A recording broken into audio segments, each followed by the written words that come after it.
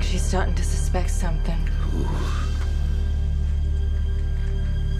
Your wife. What Lies Beneath was one of the highest grossing films when it was released back in the year 2000, but for one reason or another, I never actually saw it until recently. My younger brother had watched the film back in the day and remembered not caring for it all that much.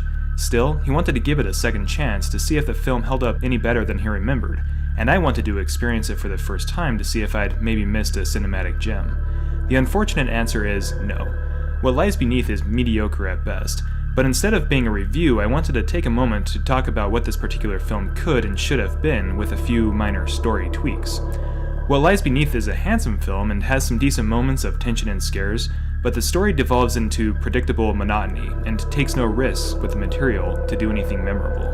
The trailer for What Lies Beneath is the perfect metaphor for this, because it literally gives away the entire plot of the movie, which kind of defeats the point for a supernatural thriller such as this. Did you know her? I had an affair with her. She came out here to the house, threatened to kill herself.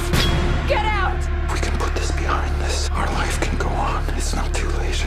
For anyone who's seen the film, we eventually learn that Harrison Ford's character, Norman, had an affair with one of his students, and as these things always do, the relationship goes south.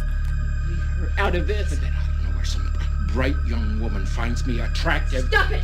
And I slipped. God help me, I slipped! I'm not gonna listen to this. Claire! As Norman tries to call the relationship off, the young woman goes suicidal, and Norman is forced to kill her.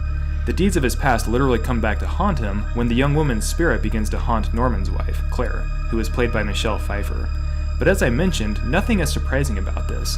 The entire film spends all of its energy making sure that we know that Norman is the bad guy.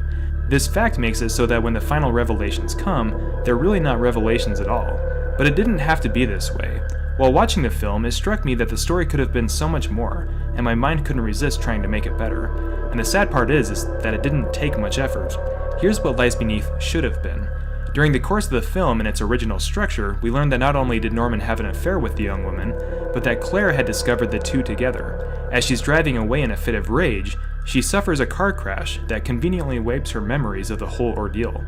It was only due to the hauntings of the student's spirit that her memories begin to resurface once again. But what if the killer had been Claire instead of Norman the whole time?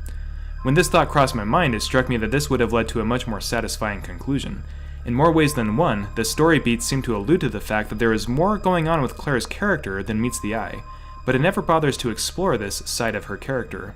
In fact, as the plot thickens, Michelle Pfeiffer continually develops a witch-like glint in her eyes that seems to be sinister in nature, but this particular thread never seems to go anywhere. So what if, in an alternate scenario, after discovering the affair, Claire descends into a murderous rampage and drowns the young woman in the lake, only to lose control and crash her car?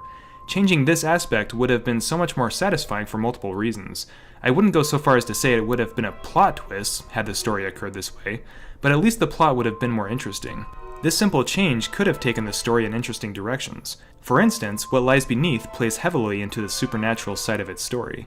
But what if all of the hauntings that Claire experiences aren't paranormal at all, but are instead simply memories of her murderous past coming back to haunt her psychologically, and fill in the gaps of her memory?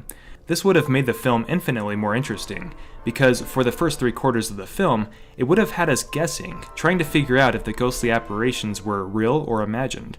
While some of the psychological thriller aspects of What Lies Beneath are solid, the supernatural side of the story is by far one of the weaker points of it. As such, it would have been far more interesting to see it allude to the supernatural, only for it to have all been in Claire's head the entire time, a byproduct of her fractured state after the car crash. On top of that, changing Claire to be the killer would have had us guessing as to who the killer was, since both she and Norman would have become increasingly more suspect as the story progressed. While this plot change wouldn't have necessarily made What Lies Beneath a classic, it at least would have been more memorable than what it turned out to be. I love deep psychological thrillers that keep me guessing throughout the course of the story, and ultimately that's exactly where What Lies Beneath falls short. I never had to guess.